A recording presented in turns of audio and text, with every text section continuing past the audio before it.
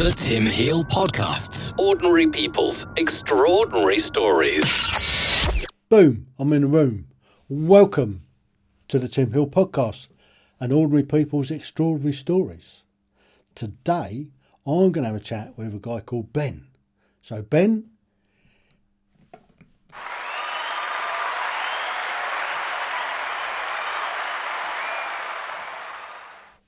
welcome. And I'm Ben, excited to be here. Excellent. If you can tell me when and where you were born, if you can describe to me what it was like where you grew up, the schools you went to, and the education that you received, and we'll go from there. So you were in the classroom. So I grew up in South Central Wisconsin, which is still where I reside today. I was born in September 1984. And my story essentially can be summed up if you would imagine in your mind what it would be like to grow up under the shadow of a rock. That was my life. Growing up on a farm, we were isolated really from the city. I didn't get off the farm very much. I'd have maybe a few friends that would come over each summer or even just to hang out. Like that friend list was very tight. I didn't have the network that friends would have, like if they lived in the city together. And that almost created this misunderstanding that took me a long time to figure out is, who did God intend me to be when he created me? Because if you don't have a lot of interacting with society and you don't have a lot of real world experience outside the farm, like you know how to work, you know how to do these basic things, but you don't really understand how big the world is. And I went through a standard school process, K through 12, which in many ways almost gave me worse programming because I was bullied, I was picked on. I wasn't necessarily accepted even when I was at school. I was always trying to fit in. And if you can imagine a chameleon always trying to fit in to other different environments, part of that process you end up getting left with is you don't actually know who you are anymore. And that was essentially where I was at when I graduated my senior year. Is I didn't really have an idea of who I was. I didn't have an understanding of where I wanted to go, but yet life calls you to keep moving forward. And for me, I would have been voted least likely to join the Marine Corps. And I originally was going to go to the Air Force. Whoa, stop right there. You've raced ahead. I get excited. Let's just wind it back some. Let's look at the farm. What sort of farm was it? Was it arable? Was it animal? It was a cattle and pig farm growing up. Aha, pigs, eh? So how many sort of head of pig did you have?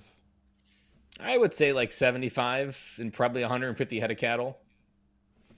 So was it like a bit of a cowboy place? Was it like a ranch that you were on? No, it wasn't a ranch. It was very classic, probably very typical of what you would see as a farm in England even. Like it was barn, silos, farming land, hay, only 210 acres, so nothing super massive. But maybe in England, as I say, I love this, probably massive. But like here in the United States, it's still very small. Like my dad still farms and is still considered like a backwards farmer because he's never really expanded and still does it exactly the way he's done it for 20 years. But it's worked and it's produced and it keeps everything moving as well. But very classic, stereotypical farm. And so you didn't fancy going into farming yourself? I never felt like it was something like I wanted to as like this natural progression of what our son should do and take over, but it never really fit in. And I never felt like it was me. And that was actually part of my identity process that I had to kind of let go and realize that like, it's okay to be me and it's okay to be me and not a farmer. And realizing that there's other ways to go back and find ways to do that and the ways that aren't me just leaving off my potential off the table and going back and doing the farm. Like I always felt like I was meant for something bigger and that was always going to kind of hold me back. I didn't know what that was or even the words to describe it, but I felt like I was settling if I was to go back and just take over the farm. No idea what that was though. So when did you start getting chores? What age were you when, because you obviously had chores to do around the farm or around the house. I mean, don't really remember a specific age. I just remember it was one of those, like as a son, I would follow my dad around everywhere and just kind of like be a shadow. I would say chores kind of like started around 8 or 9, that it was that time where you just start doing things or you want things in the real world. So then like chores are the way to process to get those things you want in the real world to like earn money and different things. Yeah, earn your And keep, was ultimately, it? but like the other thing that I remember the most is haying. So my dad had a stacker wagon, which means you have to have someone in the back to stack the hay as it's coming out of the baler. That was probably the first thing that my dad always needed help with. There was always a need for someone to drive the tractor. And so driving tractor while haying like was the first thing that my grandmother let go, that my mom let go, and it was the first thing that the kids really started doing. And so I would say even maybe driving tractors was more of my thing that I learned how to do at a younger age than most. But it was also the thing I liked because it was different and big, and how many people get to drive a tractor, and you kind of get your license well before anybody else does in many ways. Um, but yeah, the stacker wagon in the back is anybody that grew up in a farm or has it, like that was it. And then when I left the house, he switched to a kicker wagon because he no longer had someone to drive tractor and he needed to get the hay done. So you grew an awful lot of hay on the farm then, obviously for the animals. And then he also realized he could sell it. So then he started farming and taking the waterway hay, which is good grass hay for horses. So then it became like this thing that almost hay hungry because anything he could hay, he would, and he would put it in the mow and then sell it during the winter. So, and obviously turn it into silage if you had silos. The haylage is only for milking cows, which was something we had well before I was alive. Like they got rid of the cows before I was born. And that was something they had back then. But once you have cattle that are just steers, you switch more to Yeah, silage, which is just chopping up the corn. yeah. And so that was the sort of main income from the family then, selling them for beef Yeah. cattle. Haylage is more for milk production. Like it is Yeah. the crack that makes the milk come out faster hmm or more abundantly. Yeah. So tell us about your elementary school. What was that like? Did you have to Fairly go on the bus? ordinary. I had to go on the bus because we were in the country. It was down by a busy road. We were away from the road, so I remember always my dad would always have to take us down the road because it was like a mile-long driveway to get to the road. I remember lots of issues on the bus, like being bullied and picked on, never really fitting in on the bus too. There was one particular like highlight of my elementary, which in here in the United States is K through 5 for me, is that my third grade teacher was a male teacher. And I remember how important that was and an influence he had. And I can still remember his name, Mr. Moss. And like he was always out playing football with us and he would do different things. And I remember how, like, even looking back, like that was this influence of male leadership in the real world that I hadn't seen yet. And often in schools, we don't often get because it's predominantly filled with women. But that moment for me, like that is one of my highlights because that in some ways anchored many of the things that I do now, but I didn't know it at the time, but I remember it very distinctly as a highlight. Mm. So you mentioned football there. Did you play football at school? No, I was never Besides, sports. I dated a lot of sports. Never dated football. I dated basketball. I dated wrestling. I dated baseball. Many of them just left me with, yeah, this is my thing, and which then left me more with what, well, it is my thing. But football was mm, never one I played like professionally or even in a league. It was just something I liked doing at recess. yeah. So it's just a bit of like touch football. Yeah. Brilliant. So, I mean, did you take up any winter sports, skiing or anything like that at that time? I did ski once or twice, but nothing in elementary. There was, in some cases for us, there was like ski programs that could go on. Like we were, you would like every Wednesday or something, everybody would get on a bus after school and go to a ski club or something. I did that once with my sister and my mom, but nothing that really stuck. And even today in Wisconsin, I struggle with winter because I don't have a lot of winter love for Wisconsin sports. And it's, it's a problem right now that I'm currently struggling with is I don't have a lot of things to fall in love with in winter. Okay. So let's move on to your middle school. What was that like? Middle school is fairly uneventful as far as excitement. A lot of almost what I would consider traumatic stories of like being bullied and punched, and like those stories carrying through a lot of my journey that even took even recently, like in the last 5 years, that I've unpacked and realized. Like there was one for me in 6th grade where outside of history class, I was punched by 2 bullies. And I remember how scared I was to say that they did this to me, but I also remember sitting in class and how helpless I felt when the wind was knocked out of me. And in many ways, the irony is that I'm here in a podcast telling about it because in many ways, that moment kind of took my voice away and realized that I couldn't use it or I couldn't advocate for myself or I felt helpless. And in many ways, I had to kind of unpack the story, reheal it, and Now it's jet fuel, but back then it was this permission that was kind of taken away, that my voice and the real me mattered. So that. I mean, that sort of thing happens to so many kids. They get bullied, and then they withdraw into themselves, and they carry that trauma with them most of their lives, and it's really difficult to overcome it and process it. It's one of the things that we talk about on my live show is mental health or mental well-being, and we've looked at trauma, and that's one that comes up a lot where somebody's been bullied at school and they've carried that with them for most of their lives and found it difficult to sort of cope with. So that's good that you've managed to unpack it. Often you don't even realize it's there until like you realize, like you try to ask questions like, why am I repeating this lesson? Or why don't I believe this? And then you realize like, well, this thing happened that kind of took it away from you. You don't even realize how it's all connected. Like as a coach helping other people through this, like there are things in most people's lives that they walk by every day that they just ignore, but because they don't think to look at it in a way that allows them to like, that's the thing that's holding you back. And that was ultimately one of the things I struggled with through most of I ended up probably till 30 years old. There were all of these stories from high school, middle school, military service. All of them had some verdict of why I couldn't be who I wanted to be. Well, we'll come to that a little bit later. So, in your middle school, then, what was an outstanding lesson that you enjoyed? What was your best lesson? Always be a trier. I don't know if I realized that in the moment, but I've always been a trier, and it's enabled me to learn a lot of different things.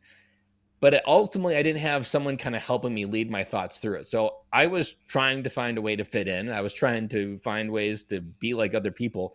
But by trying everything, what I really learned from even now looking as an adult, what I ultimately am is I'm drunk on curiosity. I'm always just curious about other things. And so I was always curious about sports and like what they are. And I learned a lot that I'm not that type of person, which is valuable, but I didn't have that story going on in my life in middle school. So realizing like it's okay to try, but realizing that you're also crossing things off. Like that's an important thing to do in K through 12 that I didn't realize I was doing, or that's something you should be doing, is you should really get good at crossing things off. Because the more you cross off, the closer you're going to get to the thing that's going to change your life.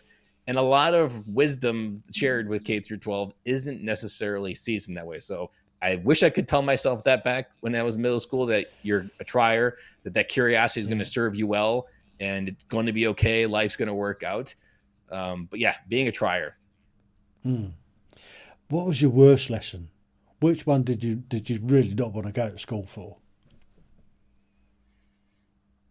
Languages. I never really resonated with any foreign language and learning. I was always a struggle for me. And I still to this day, I have lived in Okinawa for 3 years. I have worked for Czech Republic companies, and both languages I could barely get 5 sentences in. There has always just been this block in my mind for being able to articulate a second language fluently that has yet to been overcome. And it really got planted because that's when they started forcing you to take languages. And then it only got worse in high school. And so if I could avoid the languages, I would be fine. And now I consider myself an expert in the English language, but yet in the same context, in the foreign languages, I feel equally as lost. So what foreign languages were there? I guess for the Americans, mainly Spanish. Middle school, they make you do one of each. They make you do 7th grade is French and Spanish, and you do a half semester of each. And then in 8th, you pick one of those that you want to double down on. I picked Spanish.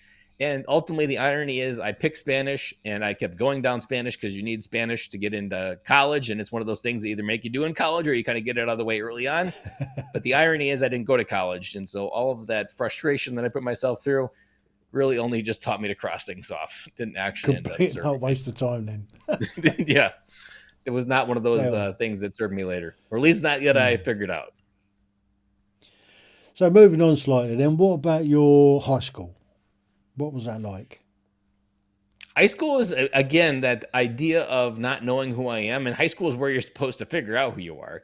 And one of my main stories that got identified in high school was I was, again, going to Trier. I'd always loved baseball. So I did freshman baseball my freshman year, and I went through it, survived it, had pretty good time, didn't really hate it that much. But then when I got into junior varsity in sophomore year, there was this story that I now use in my keynotes where I was essentially a bench warmer. The entire season, out of 98 innings, I played 2 innings.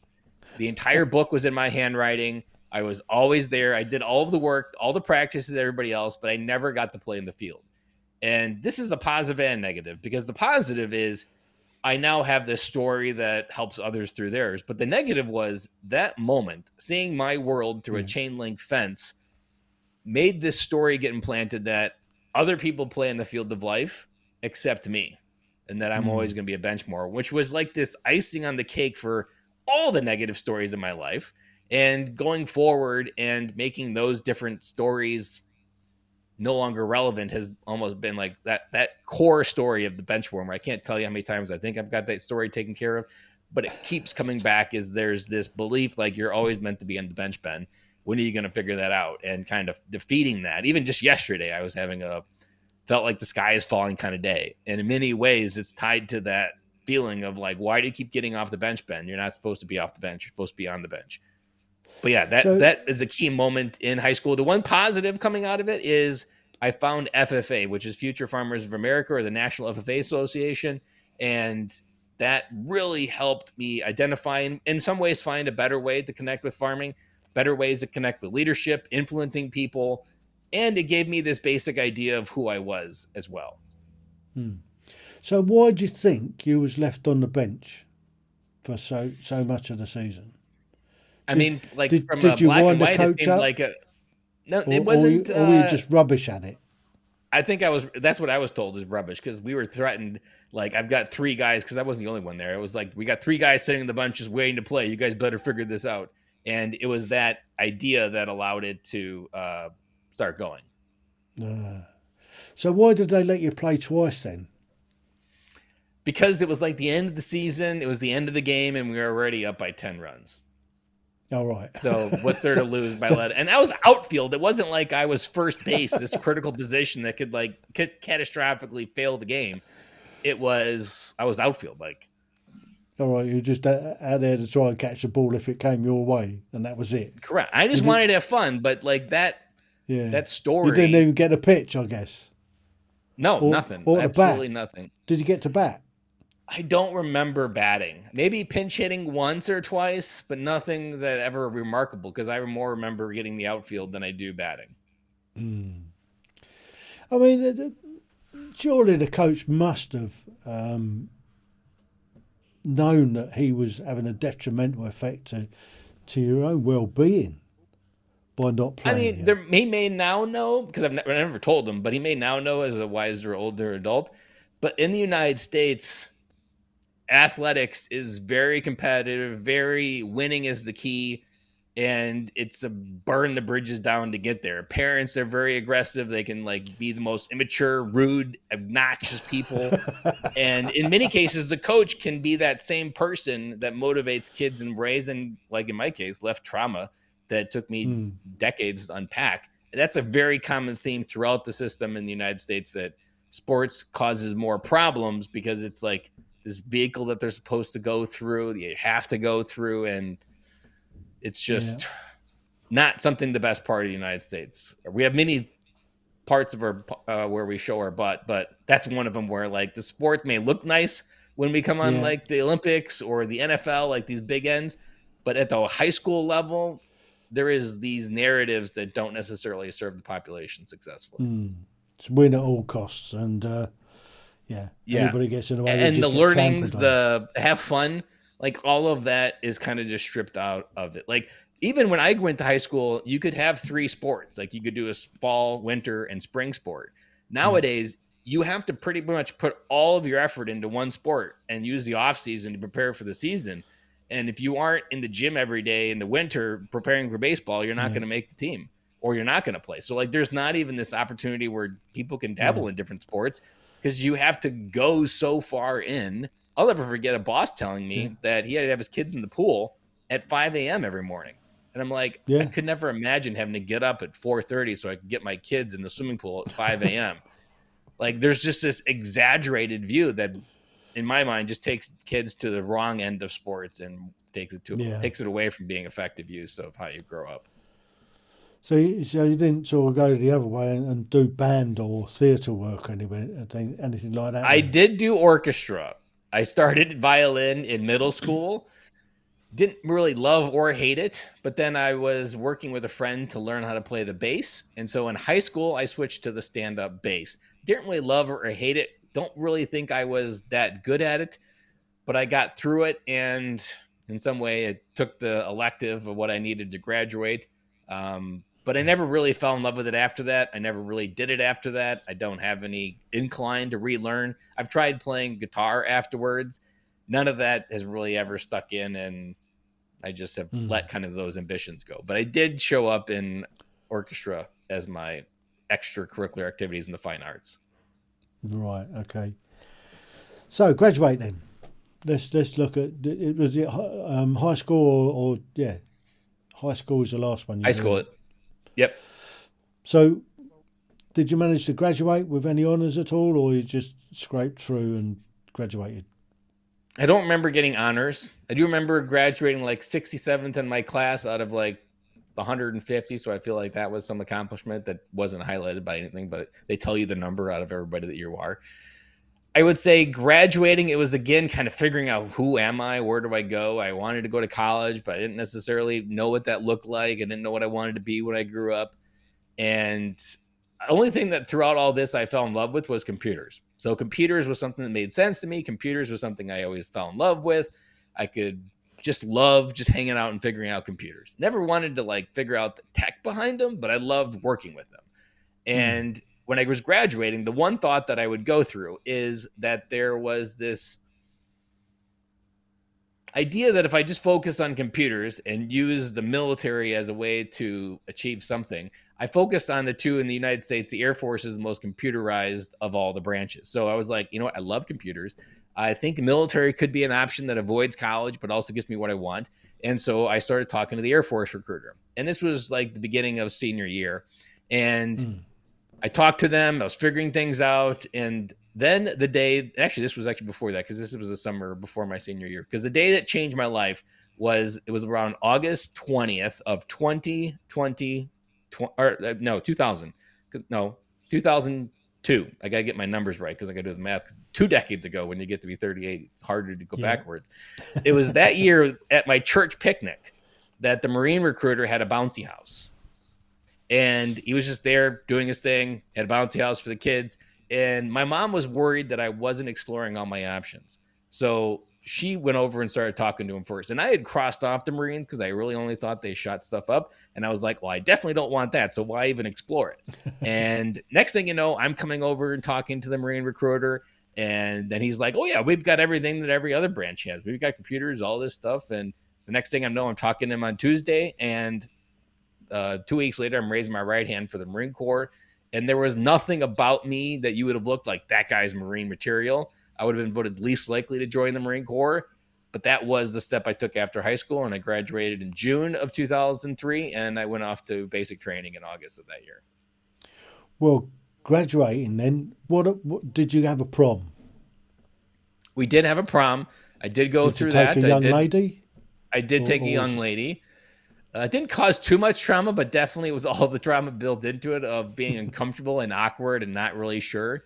There was some interesting connected with that, but although I went to prom and it worked out, but actually I only went to prom with this girl because two people connected us and I didn't actually like ask her out. Like they did the networking and the placement.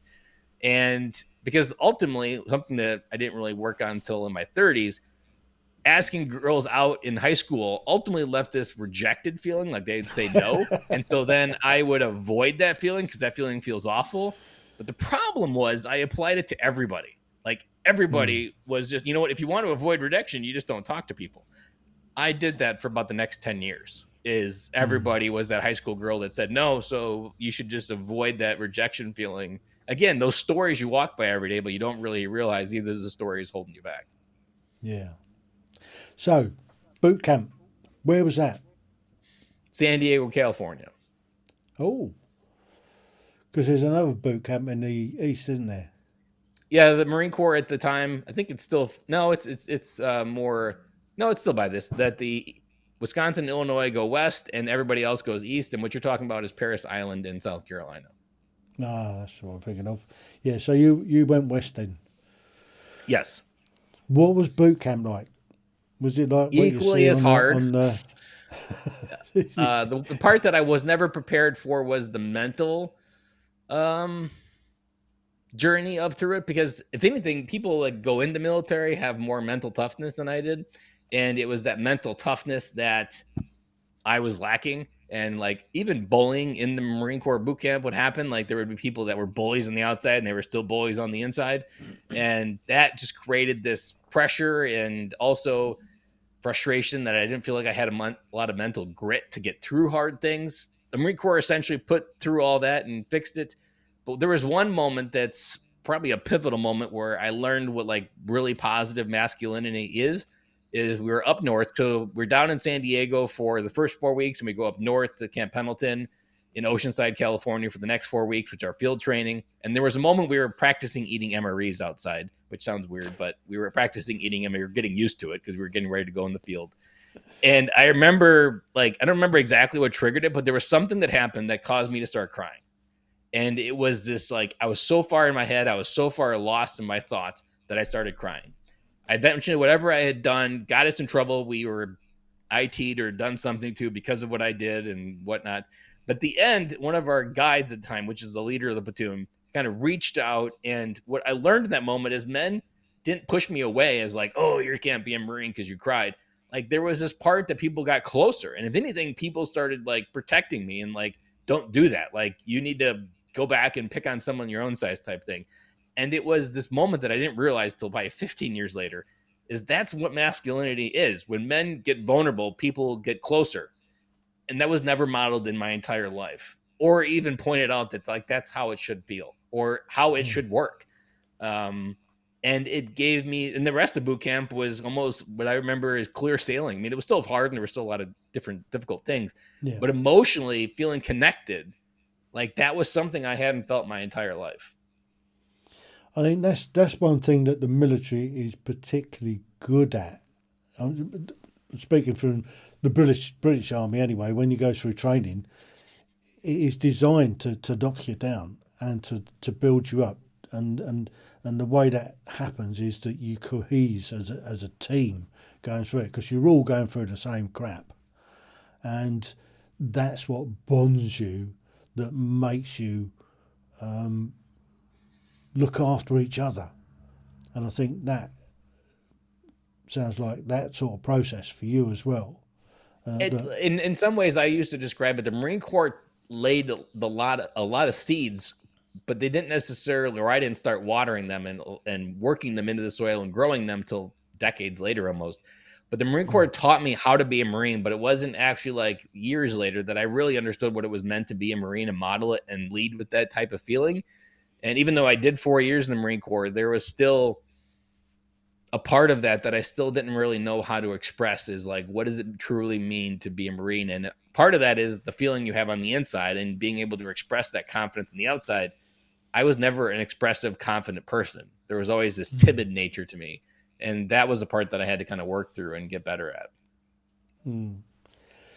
So obviously you passed out of training, and what was the first draft? What was your first posting? Where did they send you? Well, yeah, right when you get out of there, you come home for 10 days, you get a break, and then you go back. So then you go back for what they call basic infantry training for every Marine as a rifleman. So even if you're not going to go into the infantry, you have to spend 21 days becoming an infantryman and the basic skills. Interesting story that happened there was it was over Thanksgiving. And so in the city where Camp Pendleton is at, they had an Adopt a Marine program, which sounds almost like nice but then as I describe it, the idea that I did this and they allow it is even crazier. Is they bus you off base of this hotel parking lot. People pull up in lines and you just get in strangers' cars with the promise they're going to bring you back. Yeah, you'd Luckily, see I was potential taken for to this going wrong. amazing oceanside, like gated community, amazing ocean view. Like it was a Hollywood style, perfect Thanksgiving, like plated dinners. And I remember just like, wow, this is like a Thanksgiving. And knowing I grew up on a farm, like it was so different. And to this day, I can still remember almost every detail of that because of how different it was. But yeah, you get in a random car, you go off and have Thanksgiving, they bring you back, and then you go back into training mode. Wow. That's But it is still this like level 10 Thanksgiving that I now have in my memory yeah, bank. that's terrific. So you finished your infantry training. What do they do with you next? Then they tell you where you're going for school. And so my school is generator mechanic, and that school was 12 or 14 weeks, maybe 16. And that was in Camp Lejeune, North Carolina. So they'll go from east to west, or other way around, west to east, and hang out there from essentially December all the way to June. And that was fairly ordinary, other than I graduated with the top of my class and learned that I'm really good at electricity, which is something I had some breadcrumbs to, but I really loved it as well. I really struggled in the physical part of the military still at this point, and still even to the very end of it, I always struggled in the military. But I always exceeded in the mental part. Like I was always good at what I did, and I was really good at learning.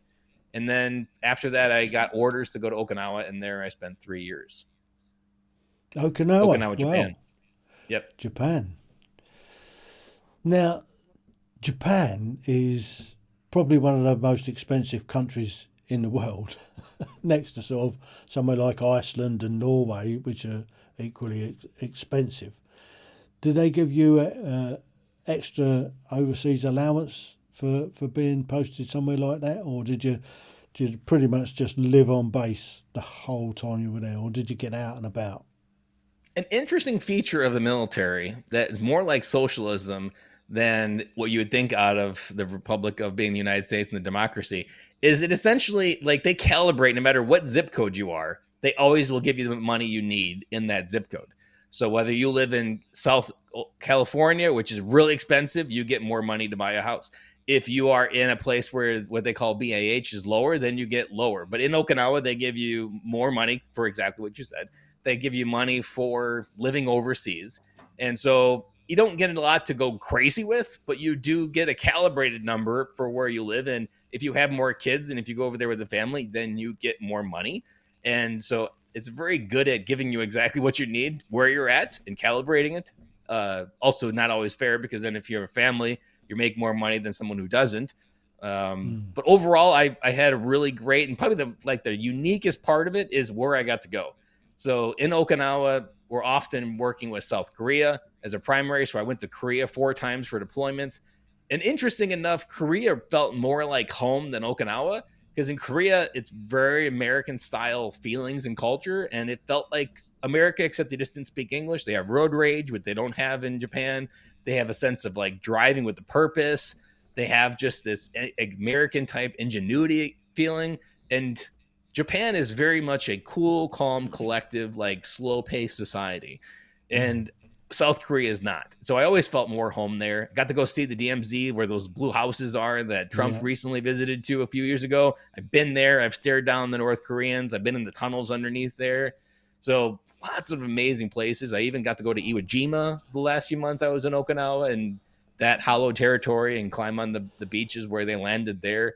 Like amazing experiences that I still to this day, for a farm kid growing up in Okinawa, like it broke me from just accepting how small the world is. And you living in England, you guys have this experience, but most Americans do not have this idea of a worldview. Even though people look to America to have a worldview, there's a select few people that actually know how the world works. The rest of them are just ignoring it and assume that everything works out, but it doesn't. And by being overseas, like, you just realize there's so much more depth to life than what you accept living in a small town in southeast Wisconsin.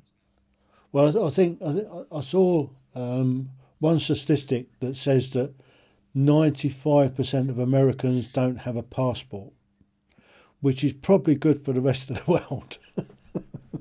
But it's also not necessarily good, because then, like, we don't necessarily have well-rounded opinions. It's that we try to, and especially because we often end up being the policeman in the world, like, then no one understands why it's important for that role to be done, or why things are done the way they are, because people are just ignorant to what they don't know. Like I've met people here in town that have never left the state of Wisconsin their entire life. And I'm just like, whew, man, I can't even imagine that. But like in Europe, you guys see so much diversity and different ways of, even I've often said this, I wish my kids could go to India and see a kid smiling with nothing in his hands. Like that you don't need things to find joy, which is something in the United States we're commercially bought towards, that if you don't have the next iPhone, you can't be happy. Those are things that we're missing. So I wish more of us did that. But the United States is so big, many people don't even visit even any 50 states. Yeah. Like anybody that comes from Europe to live here, they almost always have a massive travel passport across all the different states because that's what you guys do. Here, man, we can barely take a week of vacation. Even if we get 5, we're only taking 1. And it's probably not that great either. Yeah, I mean, that's the good thing about being retired. I can kind of go where I want nowadays, whereas when I was in the army, they sent me places I didn't really want to go. Yeah. And almost by getting sent places, like I didn't necessarily like it just like anybody else would. But now, like all of those places, they all taught me something. Going to the Philippines taught me what real poverty was. Going to Australia taught me like what the opposite of America could look like without the BS. And realize you can find different places in the world. The other problem with Australia is that just about everything out there can bite and eat you, and probably everybody always says that as like why you can't live in Australia. But I've been there like 2 times now, and like each time I'm just like, man, if I didn't have family, I would just live in Australia. Or even something you guys do well is travel. Like you go down to Australia and you meet people that are backpacking that start in like South Africa and go to Thailand and Indonesia and Bali and Perth, and they're just working their way through the countries. And I'm like, man, I don't know if I've ever met anybody like this. Like the backpackers resorts, those don't exist in the United States. No one does that, moving from on their backpack. But like that's a way of life for you guys. And I was like, I wish I would have done that more. I mean, if you do it in America, you'd probably get accused of being a vagrant in most places. True. So, military. You did 3 years in Okinawa. What did you do after that? What happened when you came back? Where did they post you after that, or is that when you got out? That's when I got out. I extended an extra year, so then I did my 4-year enlistment there. I kind of got out with the same idea that the Marine Corps is going to hold me back, and so I focused on like what could come next. The tripwire that was in place that I stepped right into and didn't go off till 10 years later was the military sends you out and they give you this standard programming that of how to live the American dream. Go to use your GI Bill, get a degree, start a family, get a job, settle down, get cars, do the whole thing, and it all should work out. Well, I did that, but it all like railroaded in 2014, and it all came crashing down because it wasn't actually, it turned into my American hell. And so when I got out, I got a job doing exactly what I did in the Marine Corps. I worked at a generator manufacturer. I liked it, but I was working behind a cube. I didn't feel alive, and I was just going through the motions. I was numb, but I didn't really realize that I was numb, and I wasn't intentional as I wanted. I wasn't as bold as I would have wanted. I really just like slid into the system, and years passed by that are now gone. And really the question that kind of boiled this whole trip thing and allowed the whole thing to go off was when I turned 30, that I started asking this question, like, if I die 30, 40 years from now, will anybody care that I was here? And it's a hard question, devastating. And to give you a visual, it's like the 1995 Independence Day where those spaceships settle over a city and you're looking up at this massive thing. Like, how do you begin to take something so large down? Mm-hmm. And in this moment is where the crux of where I am today in my journey is I realized the thing I didn't have was friends. Going back to all those stories of school, I didn't have friends. I didn't have connections. I wasn't talking to people. And I realized that was the thing that I really wanted. That was the piece missing to change my life, is I didn't have connections with real friends. So then I started talking to people, and talking to people over and over taught me like, wow, there's a lot of interesting things. Or even before podcasting, like, wow, I can't really unhear that conversation of how you wire your life to be happy, or you make how much doing what? Like, these conversations change how you see the world. And I liked it. And then the key here is that these people started reflecting back the things that I never saw. Like, one of those was, Ben, the way you put words together is not like other people. And I'm like, no one's ever told me that before. And so holding on to that, started blogging, writing. Now I'm doing podcasting, coaching, and professional speaking because the people I brought in my life helped me see who I was always meant to be, and then also shed those stories that were holding me back as dead weight. So let's move forward a little bit then. So when you were 30, you kind of had your mind sort of opened up,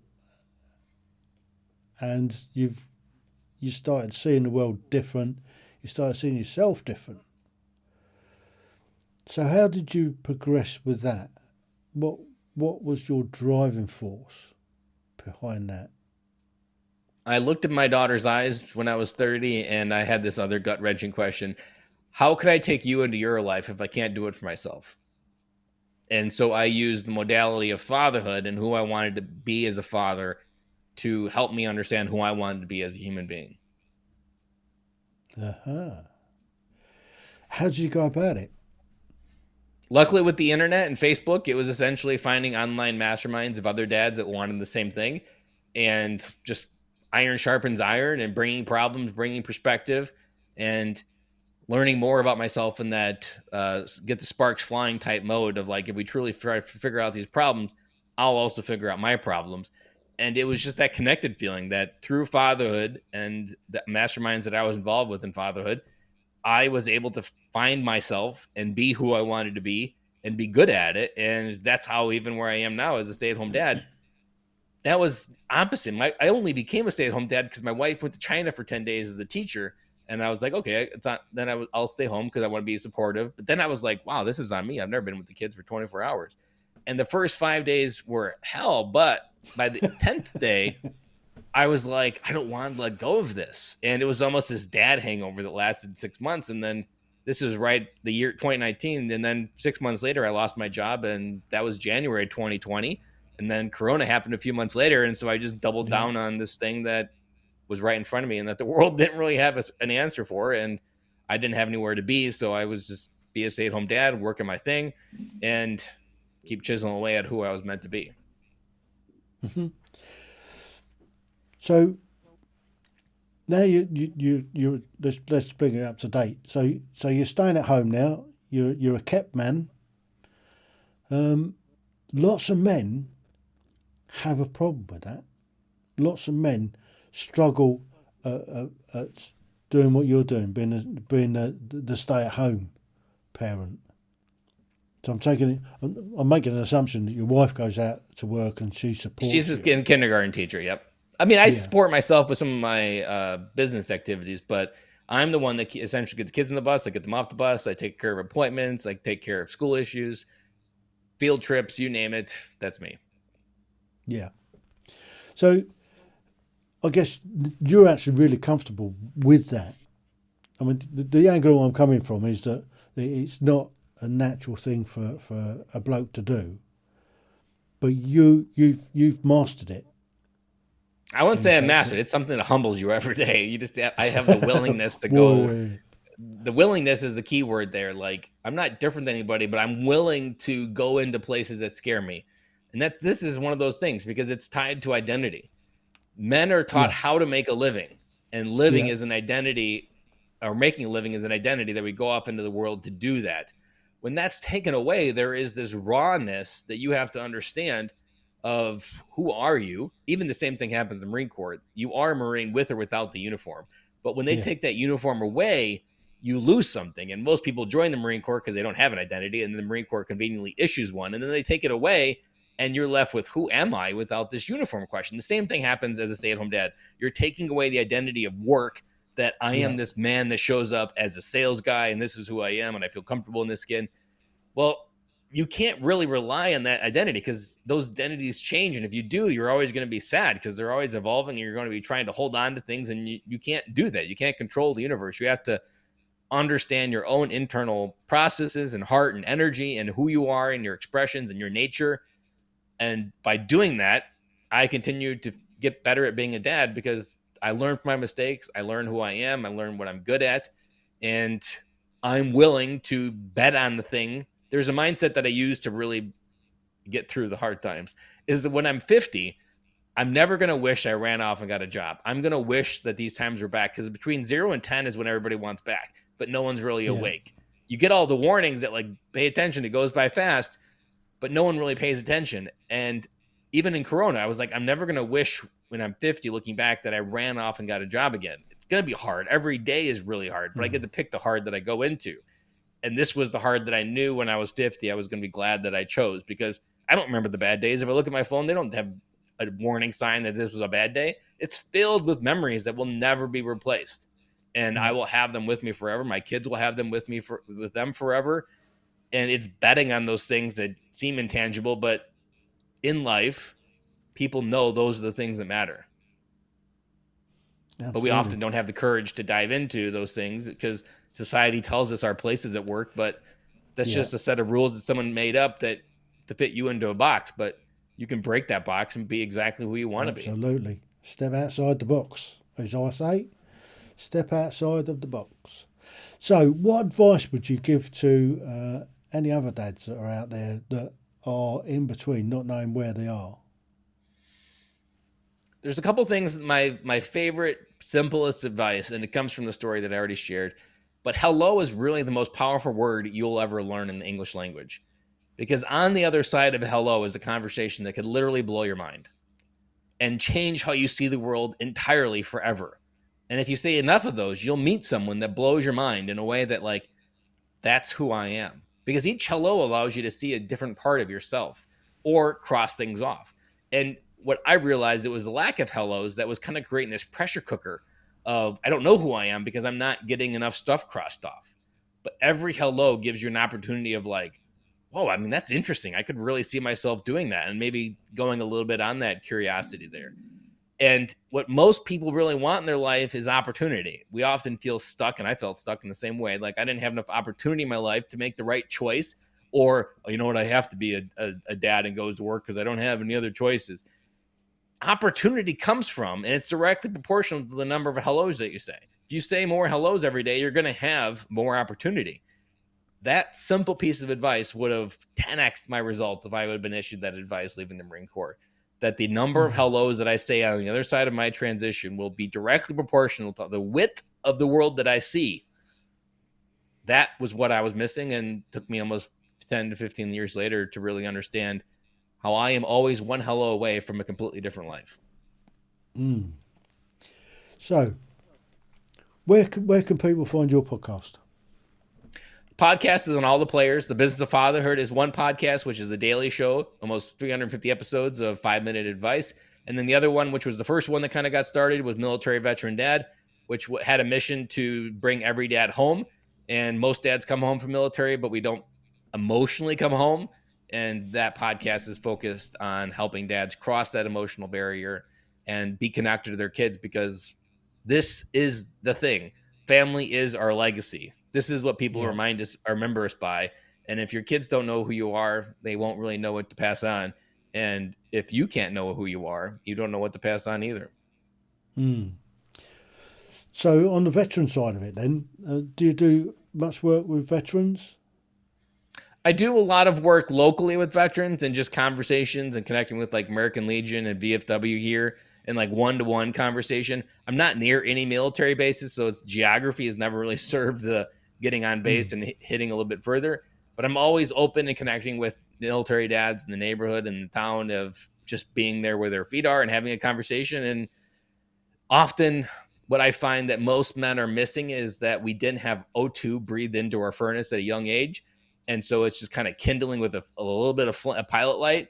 And what I find often is I'm that O2 that like stokes the furnace, that like breathes life into a furnace that's been barely getting by, because I've worked on this for so long and I know the words that are those sparks, that is that O2, that in many ways our dads didn't pass on to us. And it's those things that are preventing us from living that rich life. And even I just posted this today. I asked the question, are you teaching your kids how to make a living, or are you also teaching them how to love and live a full life? You have to be awake. You have to be conscious. You have to be intentional in order to teach your kids how to love and live a full life, because being alive is different than living. And most people aren't living. They're just alive, going through the patterns. Yeah, I have a saying, live every day as though it's your last, because one day it will be. And the last thing And no one will do, tell you when it's your last. There's a crazier part in fatherhood that you have to accept that there might be a day that you leave this world without saying goodbye to your kids. Like, that's a really dark thought, but it creates a lot of intention of why every moment matters. Absolutely. And every day, tell them you love them. And so the last thing you want to do is turn up at the pearly gates with regrets and an unused body. Correct. And that they don't. I always say the worst case scenario is your kids go to your funerals, your friends are there, their friends share a story, and your kids are like, why didn't my dad share that story when he was alive? I would have loved to heard it in person. Like, why did he hold out on telling me these amazing stories? Like, I would have loved to know who my dad really was. And why do his friends know him better than I do when I'm his kid? Like, that's the worst case that you want to avoid. Like, your kids should know who you are before you leave this earth. It's important to tell your story, because if you don't, you'll be lost when you're gone. Even these podcasts, there's plenty of content my kids will be able to binge far after I'm gone for different ways that I'm thinking about. And they're like these time capsules. I've even had podcasts where people have done a podcast and like a week later they died. And their family was so grateful for having the audio recorded, because that's like this time capsule of them before they passed away that no one really knew you needed to have a recording of who you are. But now that they have it, they can't imagine living without it. Absolutely. Well, Ben, I've really enjoyed this little conversation. I appreciate it. I love diving into it, and even your questions to get a little deeper. Often, I haven't really gone into all those little nooks and crannies and pulled out that stuff. Yeah, that's what I like to do. I like to get in deep and really find out what people are about, and I think that's important, particularly for leaving a legacy for future generations. So your grandkids, your great-grandkids, be able to look back at this sort of thing and see what you were doing at this time, see what you were like. And I think that's really important. I agree. And it's what I've now dedicated my life to helping people understand how the little moments matter. And every day the universe gives you a million of them, and it's your job to make all of them a little bit better than you found them. Absolutely. So thank you again. Thank you. You're welcome. The Tim Heale Podcasts. Ordinary people's extraordinary stories.